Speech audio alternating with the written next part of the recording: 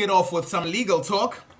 It would be inconvenient, taxing, very costly and unreasonable or inexpedient to require witnesses in the case against Prophet Shepherd Bushiri and his wife to travel to Malawi, Lilongwe's chief resident magistrate ruled.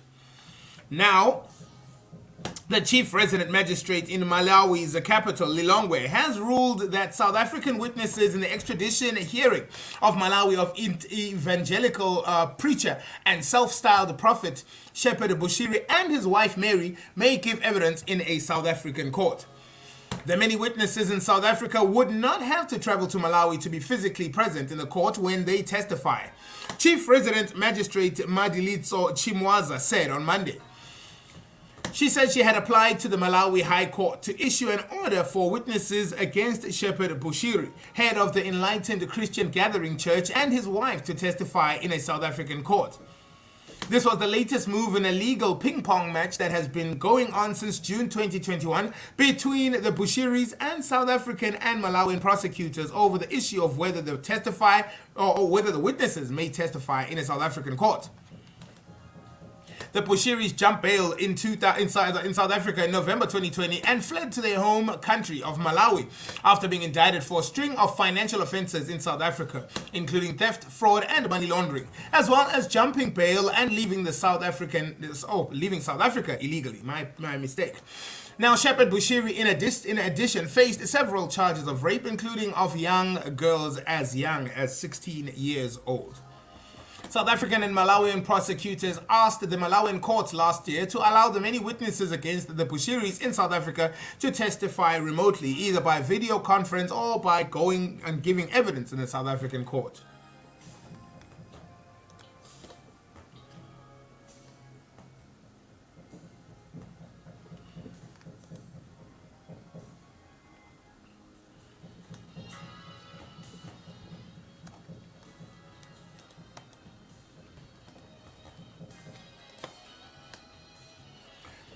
Well, this is just downright weird. Another former colleague of Busisiwe Mkhwebane has provided some damning testimony against her this week, with one ex-official stating the public prosecutor asked staff to rise and bow for her when she entered the room. This inquiry into her fitness to hold office is entering the 5th week. Now there are at least 8 more witnesses that the evidence leader aims to call before the suspended Mkhwebane can call hers. However, history could soon repeat itself over here. Reports have revealed that public prosecutor wants the ability to recall 2 witnesses. These witnesses on the South African Revenue Service investigative unit reports and ex-officials Ivan Pillay and Johan van Loggerenberg may be summoned once more. Basani Baloyi worked as the COO for the PP's office over an 8-month period until she was eventually dismissed by Mkhwebane. Following a bitter dispute between the pair, Baloyi has agreed to go public with what she witnessed, painting a terrifying picture of authoritarian leadership. It is alleged that Busisiwe Mkhwebane made a series of bizarre demands for her subordinates, including or instructing them to avoid using her name and to both rise and bow when she entered the room. Other odd behaviors apparently include refusing to treat her staff with dignity. Haibo, haibo.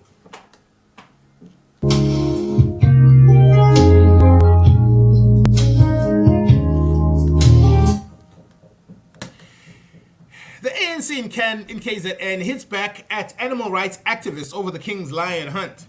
The king, as part of Ukungena Esibayeni, entering the kraal ritual over the weekend, killed a lion to use for his traditional garment. According to cultural expert Dr. Kuku Mazbugo, this forms part of the rite of passage for the new king. However, the practice was questioned by some activists, including Lowe, who told the Sunday Times change is needed when traditional practices become harmful to people or the environment. Lowe questioned whether traditional practices could be adapted for the benefit of all species. In the case of Zulu king hunting a wild lion, certain practices have changed. For example, the king no longer rides on a horse to shoot a wild lion. He now rides on the back of a bakkie to kill the animal. How is this possible to change some parts of a tradition and make it easier? Yet when it comes to protecting the environment and all the species on this planet, we find it very difficult to change tradition. Reacting to Louw's comment, the ANC in KZN said there were no rules, said no rules were broken during the hunt. For the record, there was no sale of the lion. The Zulu royal family had a permit and professional hunter, including a district conservation officer, who were in attendance throughout the process. We therefore reject any attempt to pit the Zulu royal family against society. It warned against any attempt to divide people along cultural lines and calls for citizens to unite. The leadership of the ANC will work tirelessly to promote freedom of worship and religion. Our constitution was designed specifically to protect all cultures and customs practiced by our people. This is specifically meant to protect minority communities from any form of discrimination. Therefore, it would be reckless to discriminate against the indigenous people who are in the majority.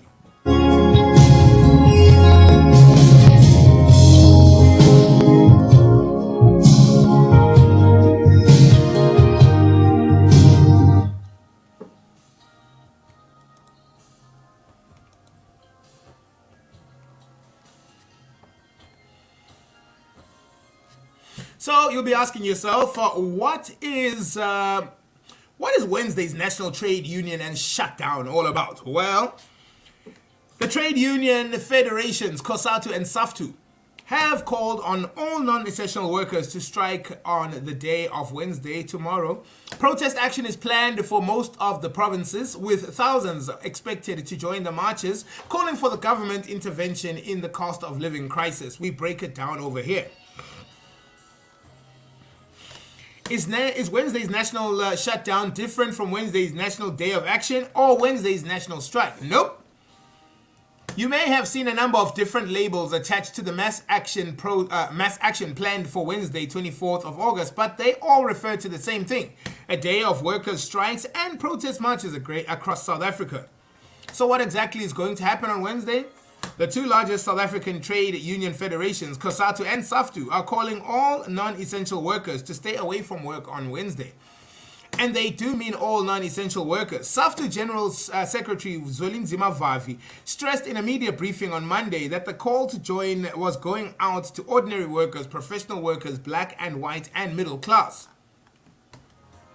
The two largest South African trade union federations, COSATU and SAFTU, are calling all non-essential workers basically to just put the tools down, stay home and stay away from work. Interesting. And if you are part of any of those organizations encompassed by these structures, maybe you have a comment. Let us know. We are taking your feedback on the comment section as the Moments in Current Affairs continues. Action SA member and former Member of Parliament Faith Mentor has passed away following a long illness. The 58-year-old was hospitalized for several months prior to her passing. Action SA leader Herman Mashaba has confirmed to Eyewitness News that Mentor died in early hours of Tuesday morning. Mentor served as an MP between 2002 and 2014 before joining Action SA as its provincial chairperson in the Western Cape. She's also among the first to blow the whistle on allegations of state capture. Mentor gave a lengthy testimony at the commission before it concluded its work. May she rest in peace and find rest. Advocate Dali Mpofu says that the law should not be bent to favor certain individuals.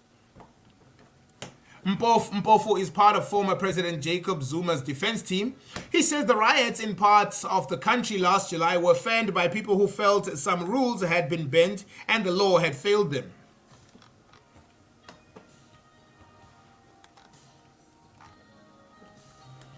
And now the public are asking what the link is, and if there is indeed a link between the riots and the way that former President Jacob Zuma was allegedly involved, or the reason behind. A bitter man is facing an attempted murder conviction after shooting his girlfriend this past week. Detectives tasked with investigation of serious violence cases at the Ivory Park police station arrested a 40-year-old man for the attempted murder of his girlfriend in Allendale, Carlfontein. According to a statement, the suspect paid an unannounced visit about a week or so ago to his 38-year-old girlfriend who resides on the same street. Upon arrival, he knocked but was refused entry, and that was when he shot his girlfriend about 4 times on the upper body and the hand. The statement detailed that the bitter man wanted to shoot the girlfriend and current boyfriend. Since then, the police have been on his trail and was eventually captured last Thursday. The bitter man's victim is reportedly to still be in hospital with 1 bullet still lodged in her jaw. Brigadier David Mbongeni Ngobo, the station commander of the Ivory Park police station, has urged potential victims of domestic violence to seek help as soon as the signs begin to show. In most situations, the perpetrator would show that they are into abusive behavior, and more often victims tend to ignore this until the problem has snowballed. He went on to say some of the telltale signs are controlling behavior, such as deciding for the victim who should they relate and not relate to, stalking and going through phones, etc. Victims should guard for the above and seek help as soon as possible, preferably from police or even their families.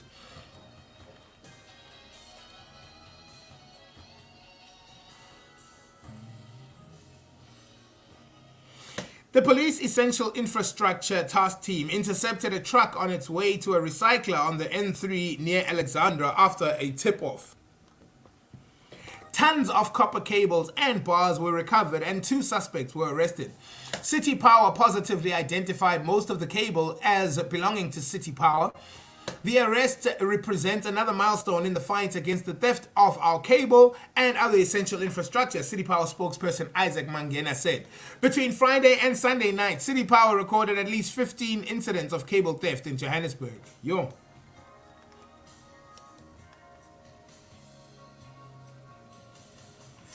It's 28 minutes now before 10 a.m. South Africans seem to think that actress Nomzamo Mbatha and Zulu King Misuzulu Sinqobile Kwakazelutini would make a good couple. This after Mbatha took to Instagram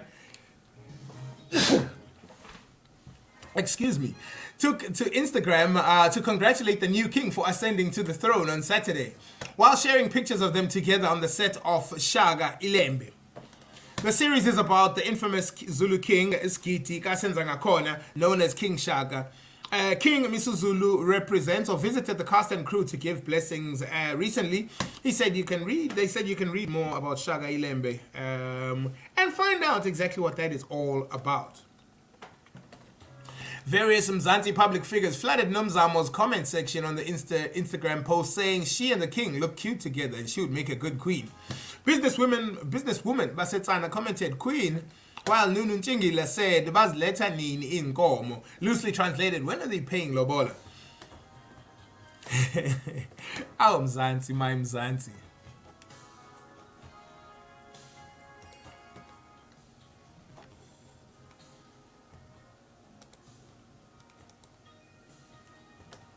Lewis Hamilton says he has never been more focused on his health and that the pandemic really highlighted the importance of our jobs of not missing a race. As the second oldest driver on the grid, it is no surprise that Lewis Hamilton is putting more focus on looking after his body now than he did as a young driver. Being able to compete at a high level at an older age is a growing trend in recent years. Tom Brady is still in the NFL at the age of 45.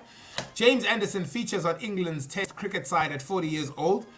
Roger Federer is preparing for his comeback at the age of 41. And even Formula One, there is a shining example of Fernando Alonso, who this month signed a contract with Aston Martin that'll see him race until he's 43. Hamilton is no spring chicken himself. He's 37 years old, but his performance of recent years do not suggest he has lost any of his pace.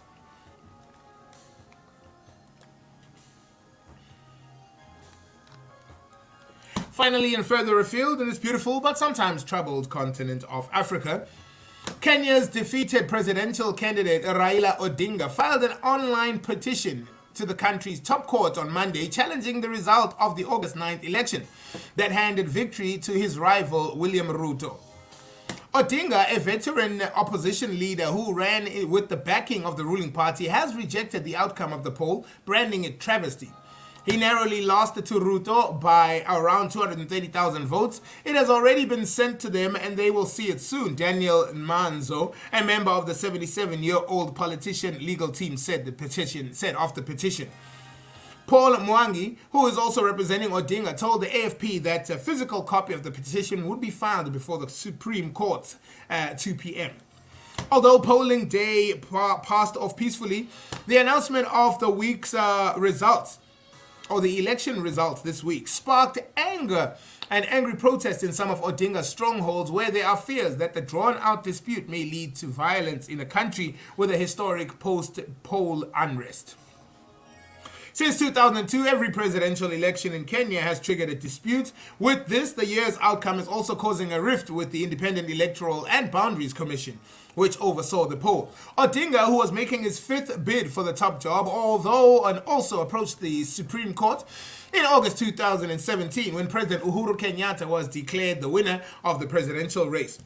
Odinga, the court annulled the election in a first for Africa and ordered a rerun, which was boycotted by Odinga. Dozens of people died during the crackdown in the protests.